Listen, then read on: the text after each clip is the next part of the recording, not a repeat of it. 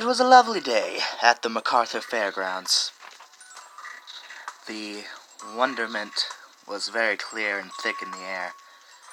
The carnival rides all flashing their bright lights, the joyful music coming from every direction, the smell of popcorn lingered in the air, filling the nostrils of anyone who passed by. And through all the joy and merriment, hardly anyone seemed to notice the little girl sitting, watching it all alone, holding a pink balloon. It was Ellie's first time at the carnival. She had tagged along with her older brother, but had become disconnected when her brother got distracted with some friends. Ellie, who had gotten the pink balloon earlier, was walking through the fairgrounds, looking at everything that was to see, riding rides, meeting funny clowns, and carnies alike. It was a lovely time. And just as no one seemed to notice Ellie sitting there, no one seemed to notice the small, shabby tent hidden between two large rides that was just sitting there in the shadows. Hardly noticed. No one seemed to be going in, but something about it called to Ellie. Ellie walked over to it to see what it was. On it she had seen a sign that said, Freakshow. Ellie had of course heard of circus freak shows, but had never expected to see one for herself. Excitedly, she walked in, where she was met by an old woman covered head to toe in tattoos and piercings. Ellie was frightened, but the old lady said, "Oh, don't be scared, my dear. Have you come to see our freak show?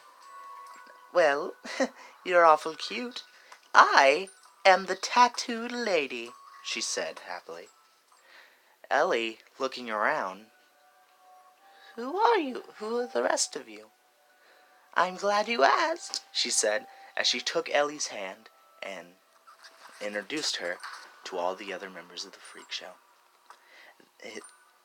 The tattooed lady pointed over to a boy standing in the corner. He looked a bit rough, like in tattered clothes, as if he didn't really care about how he looked. The boy was pinching a cigarette between two fingers of what seemed to be a deformed lobster-like appendage. He had one on both hands. "That over there is the lobster boy." Ellie looked and gave a shy wave. The boy waved back with a shrug. The tattooed lady then pointed to a man who was covered head to toe in hair and fur. He also had sharp teeth that were stained yellowish pink, and he was drooling, chewing on a bone. "That over there is the mongrel." Ellie looked around, and she saw a man, or a woman, she couldn't really tell, on the floor. They just seemed to be a pile of flesh and twisted bone. "That over there, that over there is the human pile."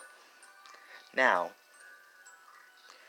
she also pointed to a woman who, her lower body seemed strange, her legs twisting in an unnatural position, looking like that of a horse or a goat. "That is the goat girl. Now, the last member of our freak show isn't here yet. The little faceless girl has yet to arrive." "Okay," Ellie said, excited. She talked to the freaks, and they had fun together. They played childish games, and Ellie, who was scared at first, grew to like them. She looked around, then asked, "When will the little faceless girl get here?" The tattooed lady then pulled out a knife and popped Ellie's balloon, giving Ellie a slight fright. She said, "Oh, no, don't worry, baby. The little faceless girl," she said as she pressed the knife against Ellie's cheek, drawing blood and slowly cutting upwards. "The little faceless girl will be here very, very soon."